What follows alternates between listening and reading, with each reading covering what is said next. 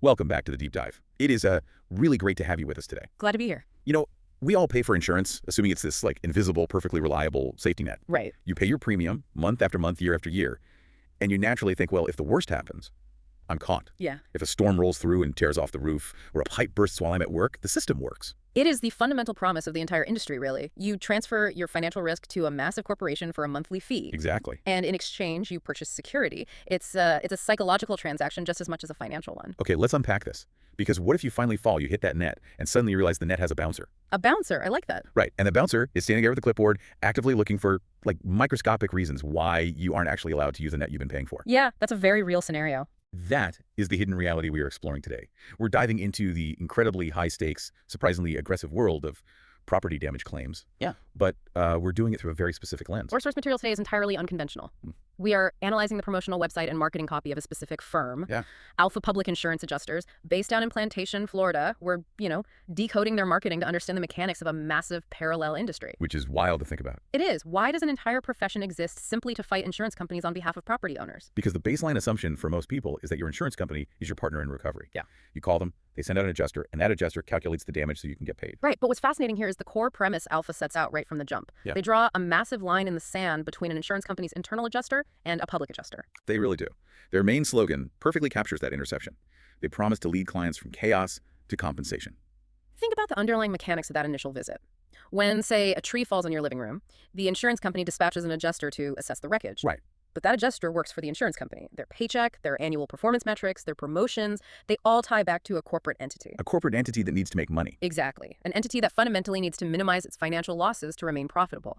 It is a built-in structural conflict of interest. And that's where Alpha comes in. Yes, businesses like Alpha are built from the ground up to intercept that dynamic. They are explicitly telling you that relying solely on your insurance company's internal evaluator is a fast track to an undervalued claim. And Alpha emphasizes that their adjusters are licensed in Florida, certified, and possess strong negotiation skills. Which you definitely need. For sure. They position themselves as forensic advocates who know the insurance company's dense playbook better than the insurer does. Yeah. It really reminds me of dealing with taxes. Oh, how so? Well, if the IRS flags you for an audit, you don't just invite the IRS auditor into your home, hand them your shoebox of receipts, and trust them to find every single deduction that benefits you. Right, you'd never do that. No. Right. You go out and hire a specialized tax attorney who understands the tax code to fight them on their own turf. The tax attorney analogy is incredibly apt because it highlights the knowledge gap. But there is a crucial difference in the environment here. What do you mean? Alpha's marketing heavily leverages the sheer physical and emotional exhaustion of the victim. Oh, wow, yeah. I didn't think about that. If your kitchen just suffered a massive grease fire or a hurricane flooded your business, you are operating in a state of acute trauma. Absolutely. You're dealing with securing temporary housing, salvaging family heirlooms, managing lost income, and just navigating sheer emotional distress. So you aren't exactly in the headspace to sit down, brew a cup of coffee, and parse through a 50-page policy document to argue the nuances of depreciation schedules. Nobody is. And insurance companies know that. A standard policy document is notoriously dense. It's basically written in another language. Pretty much. It's filled with exclusions, endorsements, and complex formulas calculating actual cash value versus replacement cost value. Which is overwhelming. Totally. So Alpha sells relief from that specific burden. They use phrases like peace of mind and promise a hassle-free process. Yeah, they even market their toll-free number, that's 866-782-1045, as a literal lifeline. Right. They're telling you to focus on recovery while they take over the bureaucratic trench warfare. They're selling you cognitive offloading just as much as they're selling financial compensation. But knowing the playbook is one thing, proving it actually works is another. Very true. And that's where Alpha's financial track record reveals just how wide the gap is between what insurers offer and what repairs actually cost. The numbers are pretty intense. We have to talk about the numbers on this site because they are frankly staggering. When you look at their case studies, a wild pattern emerges. Yeah. Whether it's tropical storm damage in a Punta Gorda neighborhood, specifically the Creekside neighborhood, or a broken drain line flooding multifamily property in South Beach. Right. In multiple cases, the initial offer from the insurance company is listed as under-deductible. That phrase is doing a lot of heavy lifting. Right. We all know what under-deductible means. The insurance company's internal adjuster looked at a flooded property and essentially said, well, the damage here is so minor, it doesn't even meet your minimum threshold for us to cut a check. Basically saying this is entirely your financial problem. Exactly. $0. But then Alpha gets involved, takes over the claim, and suddenly that Punta Gorda storm damage turns into a $115,000 settlement, including a brand new roof. It's incredible. And the South Beach water damage. Alpha secures $250,000. $225,000 on a claim that originally evaluated at $0. And then there's the Pompano Beach Highlands kitchen fire. Oh, yeah. Original offer was $40,900. Alpha stepped in and got them $185,000. It's insane. They advertise these as astronomical percentage increases, like plus 115,000%, plus 225,000%. It is shock value marketing at its finest. Here's where it gets really interesting, though. I have to push back on the reality of those numbers. Okay. How is it physically, mathematically, or legally possible to have a $250,000 discrepancy? It's a huge gap. I mean, Two supposedly trained professionals are looking at the exact same broken pipe, the exact same wet drywall. One says it costs $0, the other says it costs $225,000. Is someone lying here? It feels like it, doesn't it? Yeah. How does the system even allow for a gap that massive? If we connect this to the bigger picture, it is less about overt fraud and entirely about the valuation models they are using. Okay, walk me through that. An insurance company's internal adjuster is often trained to act as a cost mitigation filter. Meaning they want to keep the costs down. Exactly. They are looking for surface damage and applying strict automated depreciation formulas. I see. If they see a water stain on the ceiling, their software might estimate the cost to scrape the popcorn texture, patch the drywall, and paint a 10-square-foot section. It is the cheapest possible Band-Aid. But a public adjuster like Alpha approaches the property as a forensic reconstructionist. Yes. They aren't looking at the paint. They're looking at the moisture wicking up behind the drywall. They're calculating the cost of the black mold that will inevitably grow in the subfloor. Wow. They understand matching laws, meaning if you replace half the custom cabinetry in a kitchen, you can't just leave the other half mismatched. The insurer must pay to replace the entire continuous sightline. So the insurance adjuster is using an algorithm designed to isolate and minimize the damage, while the public adjuster is looking at the interconnected reality of how a building actually functions. It is the gap between an automated spreadsheet and the granular physical reality of a home. That makes perfect sense. Insurance algorithms inherently assume the best case scenario for repair. They assume materials can be sourced cheaply, labor is standard, and damage is localized. And Alpha's business model flips that. Alpha's entire business model is ripping open the walls, figuratively and literally, to prove the algorithm wrong. Yeah. The homeowner might look at a denial and think, well, the expert says it's minor, I guess I'll just pay out of pocket. Right. Alpha proves that the initial expert evaluation is often just an opening bid in a high-stakes negotiation. Which brings us to the sheer scale of the chaos they're managing. Because, this isn't just a boutique operation helping a handful of people navigate a tricky leak. Not at all. Let's look at their operational footprint. They're headquartered at 151 North Nob Hill Road in Plantation. Right. And they cover the entire volatile southeastern seaboard of Florida, from Miami-Dade up through Broward, Palm Beach, St. Lucie, Indian River, Martin, all the way to Brevard County. It's a massive area. We are talking about arguably one of the most perilous real estate markets in the world when it comes to weather events. And their internal statistics reflect that volatility. They boast over 1,000 claims adjusted, working across 50 different insurance carriers, Wow. and securing over $50 million for their clients. $50 million, that is huge. The residential claims checklist reads like a catalog of disasters. Storms, hurricanes, water, flood, roof leaks, mold, fire, tornadoes, hail, vandalism, structural collapse. But the commercial offerings are what really caught my eye. Oh, really? Yeah, because this is where you see the evolution of modern risk.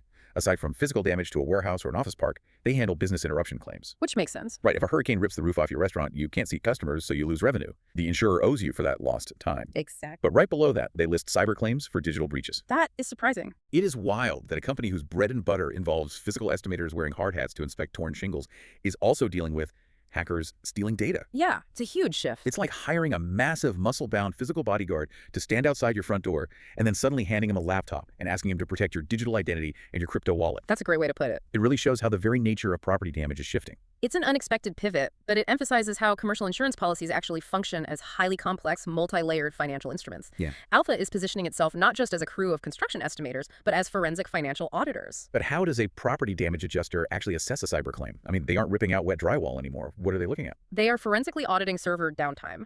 When a ransomware attack paralyzes a company's digital infrastructure, proving the exact monetary value of that disruption is incredibly difficult. I can imagine. Alpha is auditing lost e-commerce shopping carts, the cost of specialized IT mitigation teams, and the long-term reputational damage affecting future sales. Wow. They apply the exact same aggressive valuation tactics to a digital space. So the principles are the same. Exactly. They are telling businesses, look, we speak the dense language of the insurer, whether the damage was caused by a Category 5 hurricane or a decentralized ransomware attack. It is all ultimately a fight over policy interpretation. That makes total sense. They are translating the chaos, physical or digital, into the language of the policy. Precisely. So we've got the massive financial discrepancies, the sheer scale of operations across South Florida, and the evolution into cyber auditing. Let's pivot to the psychology of this pitch. Let's do it. Let's look at the human element, how Alpha's clients actually talk about them, and the fascinating legal realities of how this business is allowed to operate. The testimonials on their site are highly revealing. They give us a clear window into the emotional state of the clients after the dust settles. They really do. Looking at the highlighted Google reviews, there is a very intense, specific kind of praise for individual adjusters. What do you mean? Well, clients aren't just saying, hey, thanks for the money. They use deeply personal language. Oh, like what? One client, Michael Gawk, praises an adjuster named David Berkovitz, Right. for being beyond knowledgeable and treating him like family. Like family. Wow. Right. Another client, Anna Hoffman, praises an adjuster named Anwar for securing far more money than anticipated. But in the same breath, they describe these individuals as tenacious. It is the duality of the professional advocate. So what does this all mean? It's a fascinating tightrope. To the victims whose lives have been upended, these adjusters are the calm in the storm. They are warm, comforting, and family-like. Yeah. But when they turn around to face the multi-billion-dollar insurance corporations, the clients praise them for being tenacious bulldogs. You want someone who can hold your hand while simultaneously throwing heavy punches on your behalf. And notice how the clients begin to internalize Alpha's own messaging. Yeah. One review from a client named Jane Doe explicitly echoes the marketing copy found elsewhere on the site. She warns others, she says, the claims process is not easy, don't go it alone. She sounds like a commercial. She is using the exact vocabulary of the marketing team because she lived through the exact pain point that the marketing targets. The trauma bonds the client to the advocate. But then right at the bottom of the page, past the millions of dollars in success stories and the glowing familial reviews, we hit the fine print. Ah, the fine print. And it is incredibly telling. Along with their state regulatory licenses, Florida PA license W086218 and firm license W810932, they include a legally mandated disclaimer. Okay. I'm going to read it directly. It says, this is a solicitation for business. If you have had a claim for an insured property loss or damage and you are satisfied with the payment by your insurer, you may disregard this advertisement. This raises an important question. That disclaimer is required by Florida regulators, but it exposes the foundational ecosystem of the public adjusting industry. By legally stating if you are satisfied, disregard, it admits that this entire multi-million-dollar enterprise feeds exclusively on dissatisfaction. It relies entirely on the premise that a vast demographic of policyholders will not be satisfied. Exactly. It's almost daring you to be satisfied. It connects right back to you, the person listening right now. Yeah, think about it. If your basement floods and your insurance company cuts you a check for $10,000, your initial reaction might be relief. The system worked. You'd be happy initially. But then you stumble across marketing material like Alpha's. You see another family in a similar house who went from an initial $0 offer to $250,000. Right. You look down at your $10,000 check and a thought creeps in. Mhm. Am I satisfied? Did I leave $50,000 on the table? Did the bouncer just trick me? They are planting a highly effective seed of doubt. It completely reframes the relationship you have with your insurance provider. It really does. You transition from viewing the insurer as a benevolent partner in your recovery to viewing them as an adversary you have to aggressively outsmart. Which explains why this industry thrives so intensely in places like South Florida. The sheer frequency of catastrophic weather events means there is a constant churning volume of claims. Yeah. And where there is massive volume, corporations naturally rely on automated processes, standardized pricing algorithms, and quick, low-friction settlements to clear their desks. Exactly. And Alpha's entire pitch is that you are not a standardized model. Right. Your home is not a line item on a spreadsheet, and they will legally force the insurer to look at the granular, messy reality of your specific disaster. It is an entire economy born out of friction. Public adjusters exist in the massive financial gap between what an insurance corporation's algorithms inherently want to pay out to protect shareholder value and the actual real-world cost of putting a shattered life back together. That's incredibly well said. Thank you.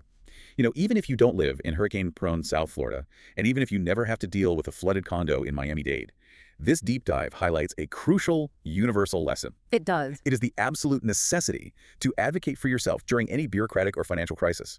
You cannot simply accept the first offer handed down by an institution that is fundamentally designed to protect its own wealth. Yeah, you really can't. You always have to assume there is a bouncer standing at the net, and you need to know how to get past them. That is the practical takeaway. But I want to leave you with a final lingering idea to ponder. Okay, what is it? We spent a lot of time today analyzing the extreme outliers. The cases where Alpha stepped onto a property and discovered $250,000 in hidden damages that the insurance company's initial assessment completely dismissed. Right, the $0 offers. Yeah. If a third-party adjuster can routinely walk into a home and find 6 figures of missed damage, well, what does that imply about the baseline algorithms that these massive insurance corporations are using to process millions of claims every single day? Wow. Yeah, if it happens on these massive claims, it's happening on the small ones too. Exactly. Are those initial underdeductible offers truly just the result of a rushed, overworked adjuster making an honest mistake? Or is chronically under-assessing damage a deliberate, calibrated feature of the system, relying heavily on the statistical probability that most people will simply accept the algorithm's math and never hire someone to double-check their work? That is a chilling thought to end on. If you've been paying for that invisible safety net your entire life, it might be worth taking a really close look at exactly who is standing guard at the door. Thanks for joining us on the deep dive. We'll catch you next time.